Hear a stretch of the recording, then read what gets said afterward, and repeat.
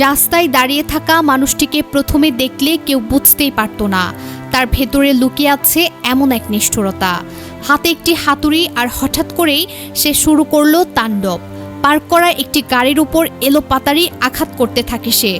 শব্দে চারপাশ কেঁপে ওঠে। এই শব্দই যেন মৃত্যুর আহ্বান হয়ে দাঁড়ায়। পাশের দোকান থেকে বেরিয়ে আসেন এক প্রবাসী বাংলাদেশি নারী, ইয়াসমিন চৌধুরী। হয়তো ভেবেছিলেন কি হচ্ছে দেখে আসবেন, হয়তো মনে হয়েছিল কেউ সাহায্য চাইছেন, কিন্তু তিনি জানতেন না তিনি নিজেই হয়ে উঠবেন সেই নির্মম ঘটনার শিকার। লোকটি আচমকা তার দিকে ছুটে আসে। কোনো কথা নয়, কোনো সতর্কতা নয়, সোজা মাথায় হাতুড়ির আঘাত।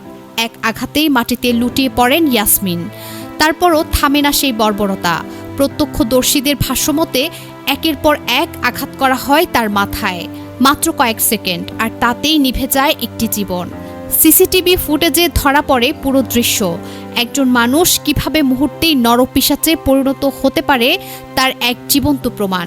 হলুদ রঙের একটি জার্সি, পিঠে সাদা ব্যাগ, সবকিছু যেন স্পষ্ট, কিন্তু তার নিষ্ঠুরতা আরও স্পষ্ট।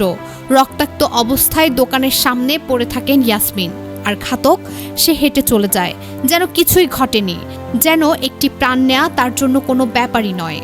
যুক্তরাষ্ট্রের ফ্লোরিডা অঙ্গরাজ্যের ফোর্ট মায়ার্স শহরের এই নির্মম ঘটনা শুধু একটি হত্যাকাণ্ড নয়, এটি মানবতার উপর এক নির্মম আঘাত। সকাল 7:14 ৩৫০০ doctor Martin Luther King junior বুলেভার্ডের একটি গ্যাস স্টেশন ও কনভিনিয়েন্স সেন্টারের সামনে ঘটে যায় এই বিভীষিকা। প্রাথমিকভাবে জানা যায় হামলাকারী একজন মানসিক অসুস্থ ব্যক্তি। প্রথমে গাড়ি ভাঙচুর করে, এরপর বাইরে আসা ইয়াসমিনকে লক্ষ্য করে হামলা চালায়। 7:27 ঘটনাস্থলেই তাকে মৃত ঘোষণা করা হয়। এরপর শুরু হয় পুলিশি অভিযান।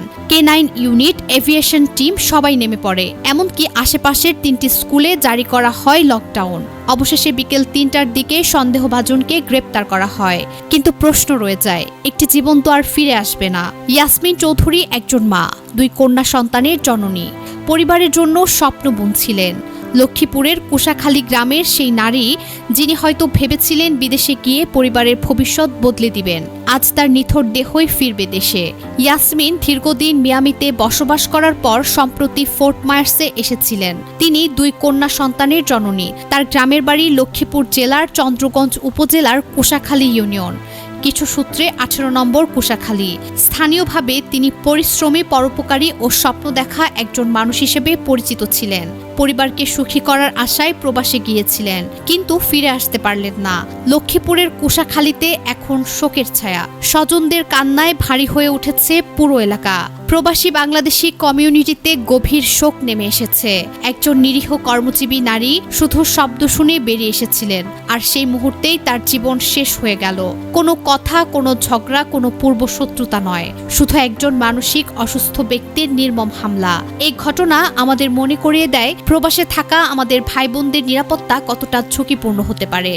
একটা সাধারণ সকাল, একটা সাধারণ দোকান, আর একটা নির্মম হাতুড়ে সবকিছু শেষ করে দিল। ইয়াসমিন চৌধুরীর আত্মার শান্তি কামনা করি। তার 2 কন্যা ও পরিবারের প্রতি গভীর সমবেদনা।